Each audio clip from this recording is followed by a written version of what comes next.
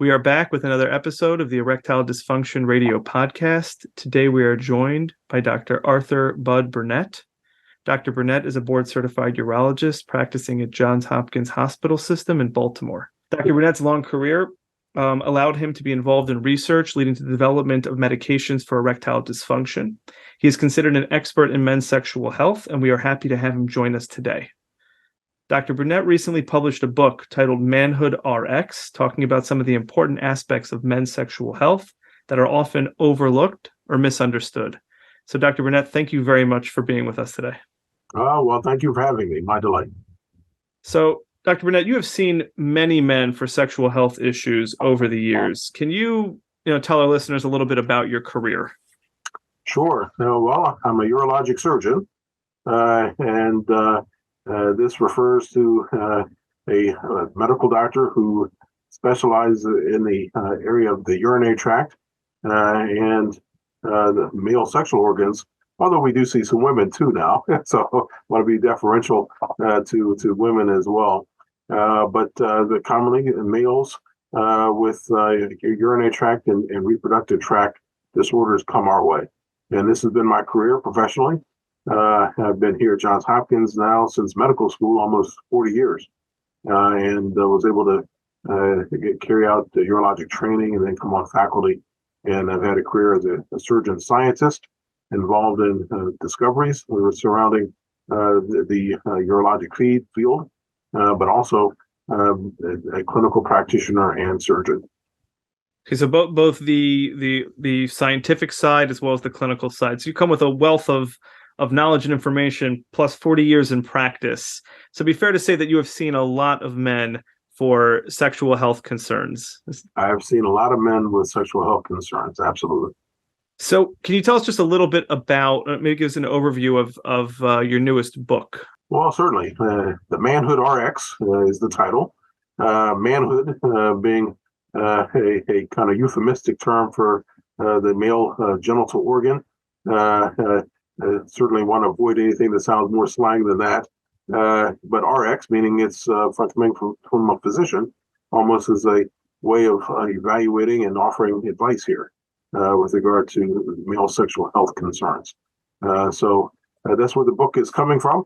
It acknowledges that male sexual health is really a significant part of our overall general health, a bit of a taboo subject. And with my background and knowledge in the area, I wanted to put together a book whereby this knowledge can be put out there and empower patients and maybe even medical professionals alike to have this as a resource as they deal with issues confronting men about their sexual health.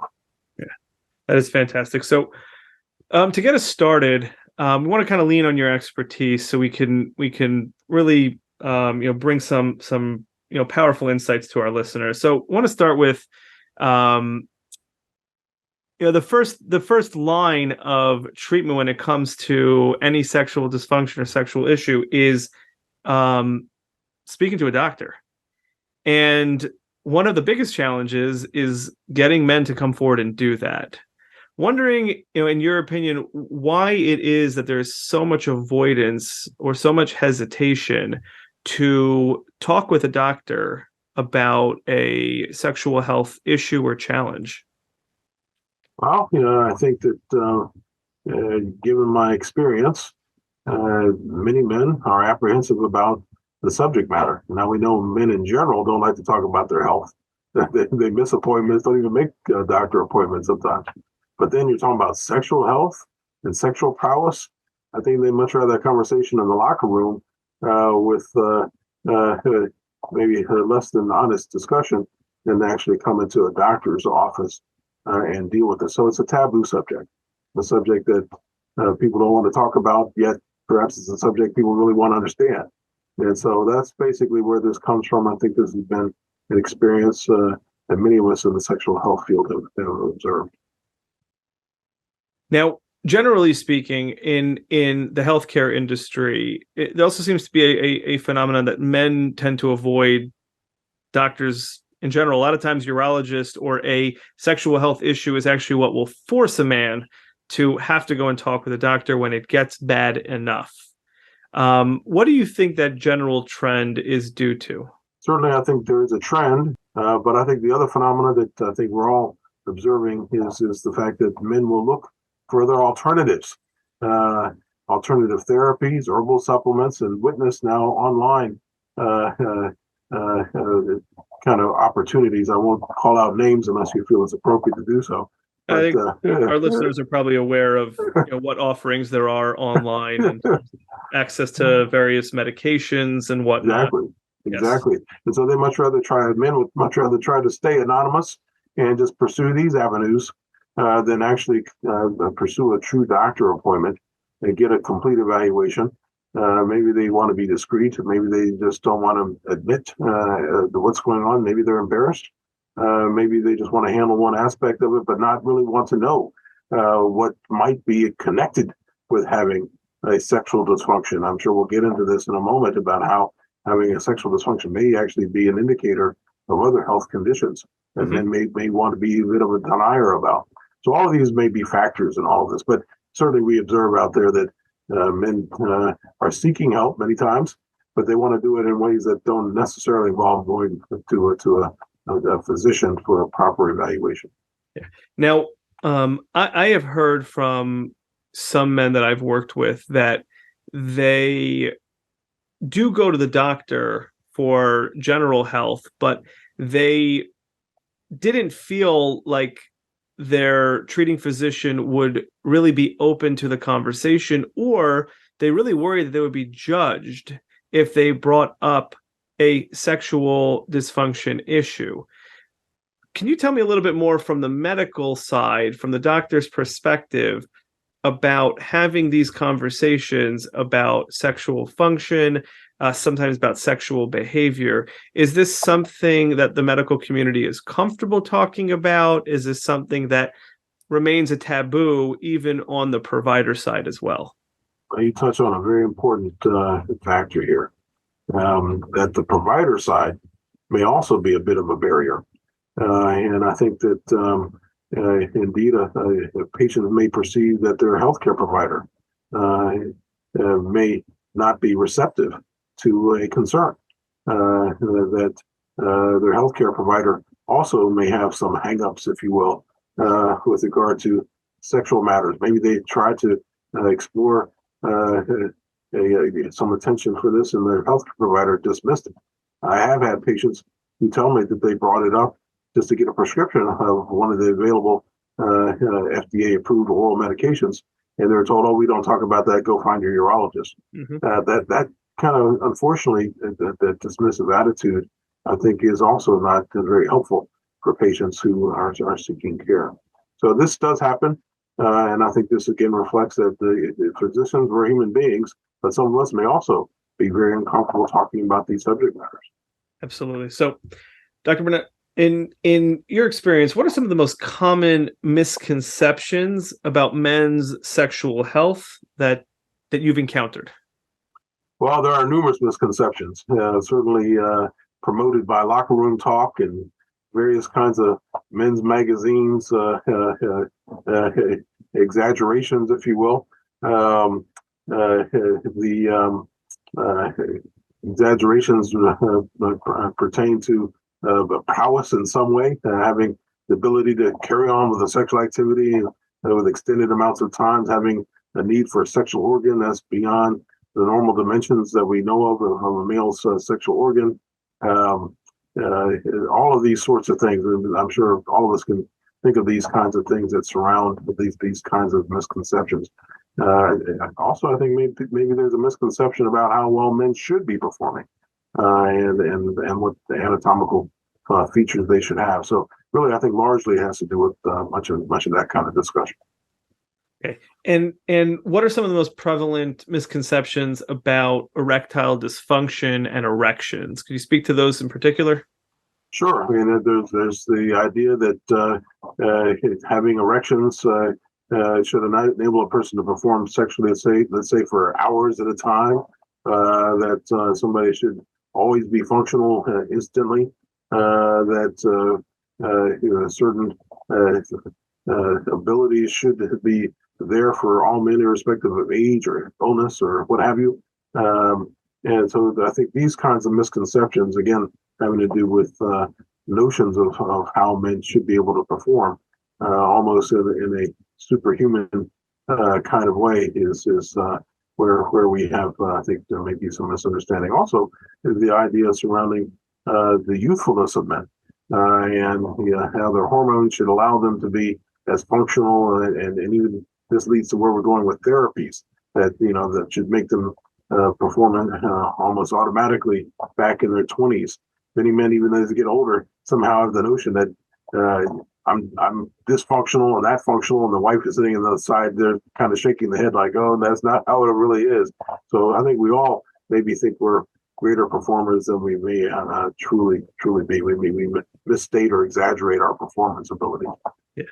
Now, over your 40-year career, there's been a lot of changes to our world. And one of those is obviously the advent of the internet. And I think that has served a number of interesting roles potentially. So one of them is bringing awareness to conditions like erectile dysfunction, just how common this condition is. And at the same time, the internet has also been a major catalyst of misinformation about all sorts of things. So from your perspective, having watched how the field or just the culture around sexual dysfunction like erectile dysfunction have changed, would you say that stigma and misinformation are increasing? Are they decreasing? Or have they stayed largely the same? Wow, that's a great thought here. There's no doubt the internet has had some impact, and it can be a source of misinformation. That in part is one of the reasons I put together this book, that I wanted to provide really a much more authoritative and reliable source of information when somebody who really is a physician. The unfortunate thing is a lot of information on the internet is produced by those who are not really credible, don't have the background, they're not either trained or scientifically knowledgeable about what they're putting out there. And I think that's very unfortunate. I think it's also a possibility that even those who may be physicians are putting out information, but they're not necessarily specializing in the field that they can be talking about things and sexual health matters and that sort of thing. So really, I do think that there's a high prevalence of this. I think there is good information, but it's hard for the general consumer to distinguish what's reliable information out there, and that's where the problem arises. So I do think that there is a prevalence out there. Maybe it's worsening because there is such accessible information that can be put out by those who are not necessarily the authority. Yeah, and when it comes to stigma, I'm curious if you're seeing the opposite phenomenon. I think one of the interesting things about the internet is that it has allowed for people who have certain experiences to be able to connect with others who are like them. In other words, it has helped to alleviate a sense of isolation for a lot of people. Certainly with erectile dysfunction, I think that we've seen a increase in younger people coming forward and reporting this and talking about it. So have you noticed, just in terms of the patient population, that there may be a decrease in stigma, let's say in 2022, relative to 1992? Yeah, I would agree that there is a kind of a lessening of the stigma associated with sexual dysfunction. I think in general, we're a little bit more open and public about these matters. I do think that this has been an important advance, that we are kind of minimizing or lessening at least the taboo, and just trying to be a little more forthright about this being a concern. Now, that still doesn't mean that things are always accurately handled out there. There's still a lot of misinformation. But at the same time, I think the advent of oral erectile dysfunction medications, more awareness that sexual health is important in terms of a quality of life matter, and not necessarily just entirely focused on just the matters of health that have to do with survival only. That we are recognizing the importance of these sort of subject matters in people's lives, and I think that's very, very important. Mm-hmm. Now, Dr. Burnett, I'm wondering, what unique challenges do you see on the horizon? Now, we just spoke about the internet, which really kind of changed, so much of our lives, and certainly has impacts on sexual medicine. Do you see anything on the horizon that might change things again? Well, certainly on the horizon is innovations that I think has stirred a lot of excitement. The newer therapies out there, I can mention these that include shockwave therapy, stem cell therapy, platelet-rich plasma. All these things, I think, do suggest that we still are moving forward in the field, thinking about how we can heal the penis, how we can have a more sustained improvement. All of the therapies to date, including the oral erectile dysfunction medications, largely are just temporary fixes. They just enable some performance, but don't really correct erectile dysfunction. So I do think that the vision that I have had, and many of us who are specialists in the field, we do recognize that we do have strides still to make. We haven't solved this just because now we have oral erectile dysfunction medication. So, but at the same time, let me put out this remark, that these other ideas, while they seem to fit with what we think is the next level of advance that we have to make in the field, they still have to be carefully evaluated, properly administered. I'm just concerned that patients recognize that these are therapies that are still evolving, that we still have to define their success and who best benefits from these therapies. And so these are the kind of considerations that I think we really responsibly need to bring to discussion. Yeah. Now, Dr. Burnett, as a final question here, I'm wondering how increasing lifespan, which I know for the first time in a number of years, and many, many years, actually decreased in the past couple of years, probably in part due to the pandemic. But generally speaking, lifespan has been increasing, decade over decade for quite some time.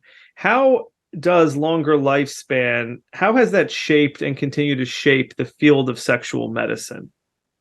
Well, longer lifespan, I think it has had impact, whereby we are now possibly getting past life-threatening health conditions. If you're surviving longer, we can control heart disease, diabetes, maybe even control certain cancers, such that, again, it gets back to we can sustain life and address other aspects that are maybe in the domain of quality of life enhancements. And sexual health certainly is within that realm. So to me, I think that fits with that. Does that change the profile of the patient over time? In other words, certainly the advent of oral medication, I think, has brought the notion of continued sexual activity later in life to the forefront. But as people live longer, are the expectations changing? Are the things that people are coming into the office for, the requests that they have, the issues that they're presenting with, does that seem to change with people living, into their 80s and 90s? No. Well, I think I would use the quip that what's the new 80? What's the new 60? I mean, what we thought was aged men at 60s now is still young men. I think I can speak to that myself. but if we can live into our 80s and 90s and still have vigorous lives in terms of our recreational activities, our joie de vivre, if you will, then let sexual health continue by all means. Yeah. Okay, Dr. Burnett, do you have any final thoughts for our listeners? Just, I know you're probably a wealth of knowledge and experience. There's probably so much more we could talk about, but are there any final thoughts that you want to leave men with, especially because, the book is really, intended to deliver accurate information in a world of tremendous amounts of misinformation? Is there any, important pieces that you think our listeners would benefit from hearing from you about? Well, I think the main thing that I would underscore, the main concern, is that let's recognize that man's sexual health is part of your general health. And believe it or not, how we perform within our bodies in a scientific manner does involve basic mechanisms and chemicals and body functions. So let's accept these things as natural. but also recognize that having sexual dysfunction may also be a harbinger or indicator of how your general health is proceeding. So, and particularly in the world of erectile dysfunction, we recognize that having erection difficulties may actually be a signal that you need to get your health checkups. And I want men to recognize that having sexual dysfunction issues should be part of your broader general health, and seek attention, and let's do it responsibly. That is really, really important. Dr. Burnett, thank you very much for joining us on this episode. Well, it's my delight. Thank you for having me.